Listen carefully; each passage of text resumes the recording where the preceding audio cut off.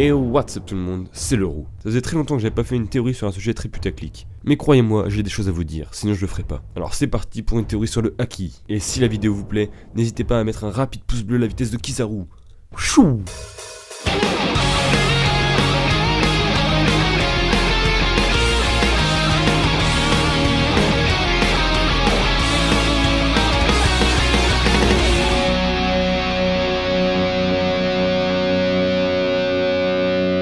Et ouais, t'as vu? Putain de nouvelle intro. Je sais pas si t'as vu, mais j'ai aussi un nouveau logo et une nouvelle bannière. Pareil sur Twitter. Et puis depuis quelques vidéos, j'ai aussi une outro. Donc pour tout ça, je voudrais remercier 3 personnes, juste avant de commencer la vidéo. Il s'agit de Black Kaizoku, qui a fait justement la bannière et le logo. Je vous invite à aller le follow sur Twitter. Il y a également Aikuz qui m'a fait mon intro et qui a une chaîne d'AMV et vraiment c'est de la crème. Alors n'hésitez pas à aller voir, le lien est dans la description. Et également merci à Yazoo qui lui aussi possède une chaîne YouTube pour mon outro. Je vous laisse checker tout ça dans la description. Un grand merci à eux et nous on est parti pour cette vidéo. Ah, et il y aura bientôt un concours sur mon Twitter, je vous aurais prévenu. La base de ce qu'on connaît sur le haki, c'est Riley qui nous l'enseigne. Il nous l'enseigne indirectement car il l'enseigne directement à Luffy juste avant l'ellipse des 2 ans. Pour ceux qui veulent fouiller un petit peu, tout ça, ça se passe au chapitre 597. Riley nous explique que le haki est quelque chose qui sommeille en chacun de nous. Et ce pouvoir, qui peut paraître étrange, doit en fait être perçu comme un 6e sens. L'humain a l'odorat, le toucher, le goût, la vue et l'ouïe, et le haki, c'est l'intuition, l'esprit combatif et l'intimidation. On aura reconnu déjà que l'intuition c'est le haki de l'observation, que l'esprit combatif c'est le haki de l'armement, et que l'intimidation c'est bien entendu le haki des rois. Bref, selon Riley, l'intuition permettrait de ressentir plus intensément les présences. Et ça a plusieurs applications. Ça peut permettre de déterminer à distance la position des ennemis, également le nombre des ennemis, et ce qu'ils vont faire à l'instant d'après. L'esprit combatif, lui, permet de matérialiser en quelque sorte une armure invisible sur la peau. Ça a plusieurs applications, tout d'abord bien entendu ça fait une armure qui est renforcée, donc une résistance au coup, mais ça peut également être utilisé comme une arme offensive. Donc le corps de la personne devient une arme, ou on peut également transférer cela à une autre arme. Et la 3e application de la matérialisation de cette armure invisible, c'est de toucher le véritable corps des gens possédant un fruit du démon. En ce qui concerne l'intimidation, on n'a pas plus de détails. Et c'est cette zone d'ombre qui laisse beaucoup de théories émerger. Et moi aussi, vidéaste que je suis, je vais faire une vidéo putaclic dessus, parce que c'est comme ça que ça marche. Non, je déconne, j'espère que t'auras quand même compris l'ironie, mais c'est vrai que je prépare une théorie dessus, et ce depuis des mois et des mois. Allez, à l'appel ça doit faire au moins 5 ou 6 mois, facile, que je la bosse. Il me manque juste une petite pièce du puzzle que je n'arrive pas à trouver, mais quand je l'aurai, ça fera une putain de théorie, et donc va falloir attendre un petit peu encore. Donc, à présent, comme Riley l'a fait, on va prendre un peu de recul sur ce tableau. Ce que l'on nomme le haki, ça englobe tout ça.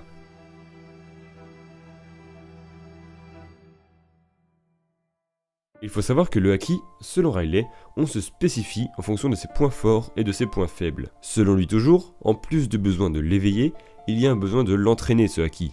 Et bien entendu, ça va de soi, plus on l'entraîne, plus on devient puissant dans son domaine. Je laisse de côté le haki des rois, hein, comme je l'ai dit, sauf qu'il y a quand même un truc qu'il précise, et ça peut être intéressant de le noter, c'est que le haki des rois n'a pas besoin d'entraînement, il dépend seulement de la personnalité, de l'envie de vaincre, etc. Il faut savoir l'éveiller, le contrôler, mais on ne peut pas l'entraîner pour qu'il devienne meilleur. Et ça c'est la nuance avec le reste des haki. En plus de devoir l'éveiller, le ressentir, tout ça, pour que ça devienne de plus en plus puissant et de plus en plus intéressant. Bon, c'est bien beau tout ça, mais pour l'instant ce que j'ai fait, j'ai juste relu ce qu'a dit Riley et je l'ai mis sous forme de tableau pour que ce soit assez compréhensible. Bien que ça me paraît nécessaire et assez important, c'est pas ça qui va faire une théorie. Non, c'est la suite. Donc accrochez-vous parce que c'est là que ça va commencer. Pour comprendre le pouvoir du haki, pourquoi se faire chier à aller faire n'importe quelle spéculation sur n'importe quel sujet, en prétendant n'importe quoi, alors qu'on a tout simplement Riley qui nous précise point par point les applications du haki. Sans déconner. Tout ce que je viens de vous dire vous présente tout le haki. On a juste à se pencher un petit peu plus dessus, et on comprend tout ce qui se passe autour du haki dans One Piece. Vraiment. Tout d'abord, voici toutes les applications qu'on a vues du haki de l'observation dans le manga.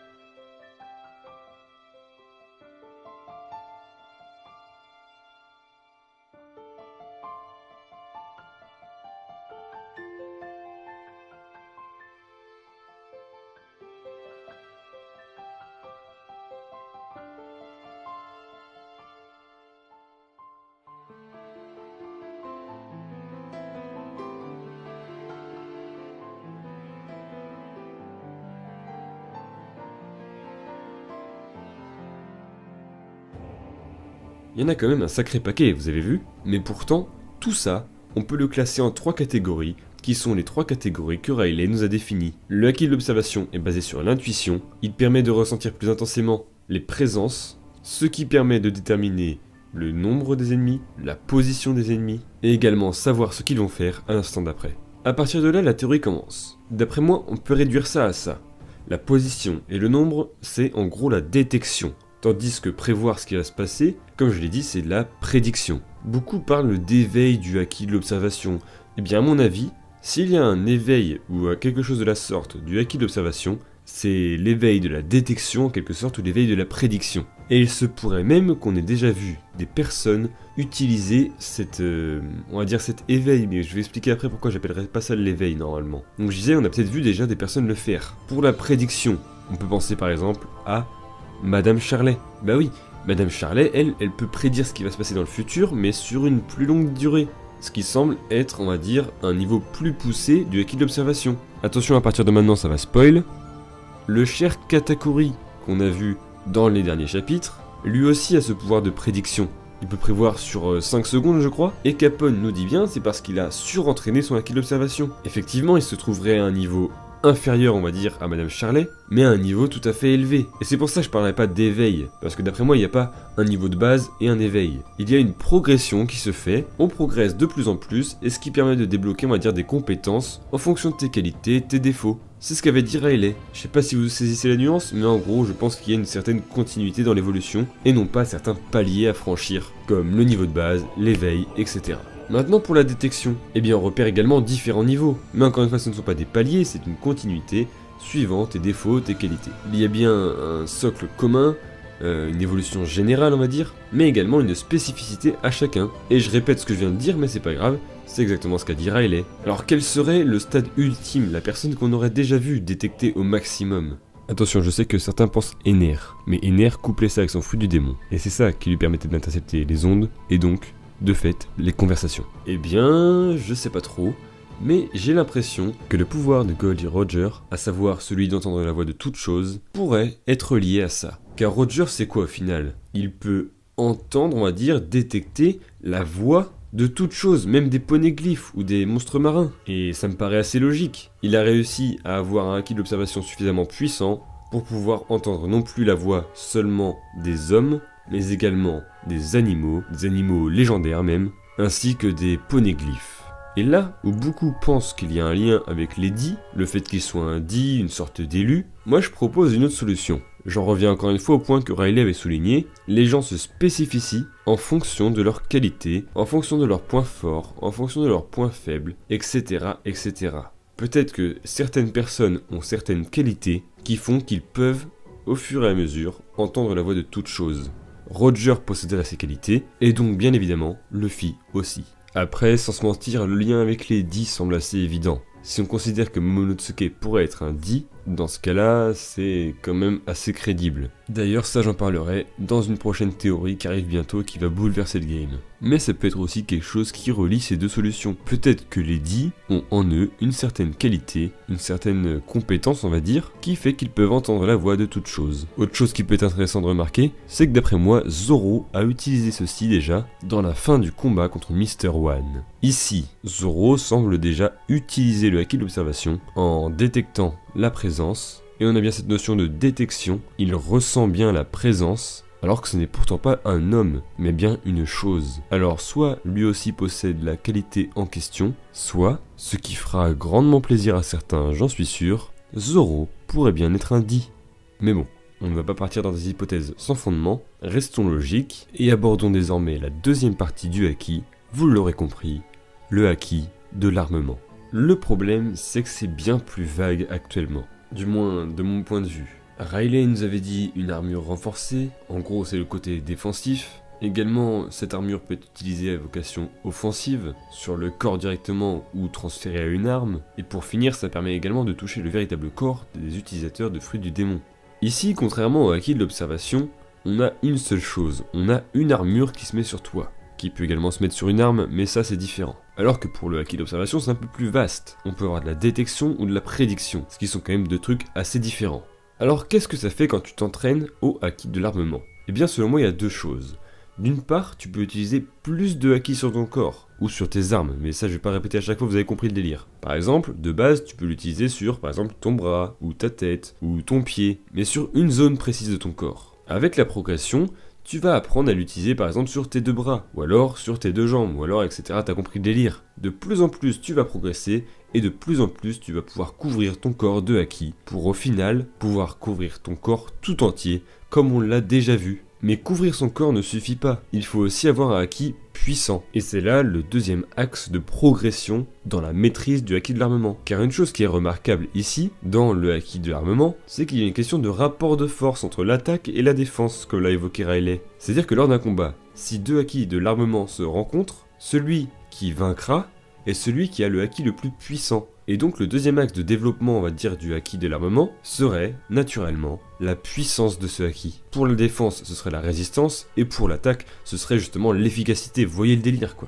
Les 2 exemples qu'on a, des gens qui se couvrent totalement de haki. Les 2 exemples qui me viennent en tête comme ça, c'est Vergo et Pika. Lors du combat de Law contre Vergo, Doflamingo a suggéré à Law d'abandonner parce que le haki de Vergo était beaucoup trop puissant pour lui. Il a cette notion de puissance. Et dans le deuxième combat, quand Pika dit « Maintenant que je suis plein de haki, tu vas perdre », Zoro lui répond « Seulement si ton haki est plus fort que le mien ». Ça peut paraître anodin, mais c'est important de préciser tout ça. Donc en gros, il y a bien ce rapport de force. Il y a bien la question de qui a le haki le plus puissant, car c'est bien celui qui a le haki le plus puissant qui vaincra. Il ne faut pas oublier que le haki, c'est surtout de la concentration. Et justement, c'est super important de préciser ça pour comprendre tout ce que je viens de dire. Parce que les 2 axes de développement du haki, de l'armement, sont premièrement le fait de pouvoir concentrer le haki sur une zone plus grande, ou sur plusieurs zones, et 2, le fait de concentrer plus de haki sur une certaine zone. En gros, il y a la question de surface et de densité. En ce qui concerne le niveau max de l'évolution de tout ça, à mon avis, il n'y en a pas pour la puissance. C'est-à-dire que tu es toujours plus puissant ou moins puissant que quelqu'un, mais ça marche par comparaison. C'est-à-dire qu'il n'y a pas de sommet à atteindre. Et en ce qui concerne la concentration sur différents espaces de son corps, eh bien on n'a qu'à suivre Luffy. Eh bien au tout début, il arrivait à faire sur un bras, puis sur les 2 bras, et puis désormais on le voit avec son Gear 4, qu'il le fait sur une grande partie de son corps. Le niveau maximum qu'on a vu pour le moment, c'est donc comme je l'ai dit Vergo et Pika. Il y en a peut-être d'autres, mais en tête j'ai que ces 2-là, qui en ont mis sur tout leur corps, mais il y aura peut-être dans la suite du manga, un Katakuri du haki de l'armement qui pourra faire une chose qu'on n'a jamais vue encore. Ça peut être, je balance une idée comme ça, mettre également du haki sur un de ses alliés ou sur plusieurs alliés ou sur son environnement. Bref, à mon avis, Oda va faire un truc comme ça, mais seulement pour 1 ou 2 personnages, peut-être chez les calamités de Kaido ou un truc comme ça, bref, on verra parce que là ça part dans des spéculations et tout, c'est plus là une théorie. Bon, voilà en gros le topo sur le haki. Il reste néanmoins un point d'interrogation, une question auquel je n'ai pas répondu, c'est pourquoi des fois le haki est-il noir, il est matérialisé, alors que parfois il ne l'est pas. Est-ce volontaire? Est-ce une facette du haki? Ou est-ce quelque chose qui, comme je le pense, a été rajouté pour une meilleure compréhension dans le manga, alors que ce n'était pas prévu à la base?